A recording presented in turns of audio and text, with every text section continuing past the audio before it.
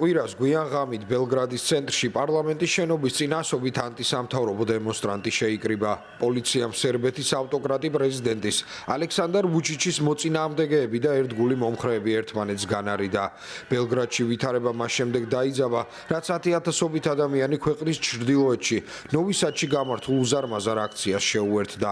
დემონსტრანტები რკინიგზის სადგურში მომხდარი ტრაგედიის პირველ წლის თავს აღნიშნავდნენ. როგორც ცნობილია, ტრაგედიას 16 ადამიანი ემსხვერპლა. მომიტინგეები ასევე შეიკრიბნენ დიანა ხრკას მხარდასაჭერად. მისი შვილი სტეფანი გასულ წელს სადგურში ბეტონის კონსტრუქციის ჩამოშლის შედეგად დაიღუპა. კვირას დიანამ განაცხადა, რომ პარლამენტის შენობის წინ კარვების ბანაკში შიმშილობას იწყებდა. დიანა ხრკა იქ არის კარავში, რომელიც მან გაშალა. თუ ხელისუფლებას შეუძლია ამის გაკეთება, ჩვენ რატომ არ შეგვიძლია?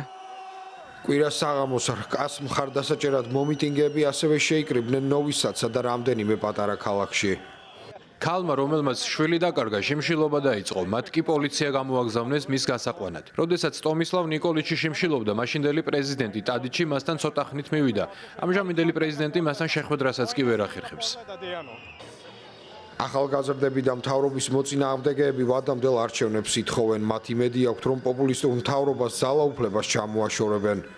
მომიტინგეები მიიჩნევენ, რომ მთავრობის კორუფციული გარიგებების გამო ნოვი სადში მშენებლობის დროს უსაფრთხოების წესები დაირღვა, რის შედეგადაც ბეტონის კონსტრუქცია ჩამოიშალა. ხელისუფლებამ ბოლო თვეების განმავლობაში მომიტინგეები არაერთხელ დაშალა, ასობით ადამიანი კი დააკავა. პროსამთავრობო მედიამ და ოფიციალურმა პირებმა მომიტინგე უნივერსიტეტის სტუდენტები ტერორისტებად მოიხსენიეს და ისინი ძალადობის წაქეზებაში დაადანაშაულეს.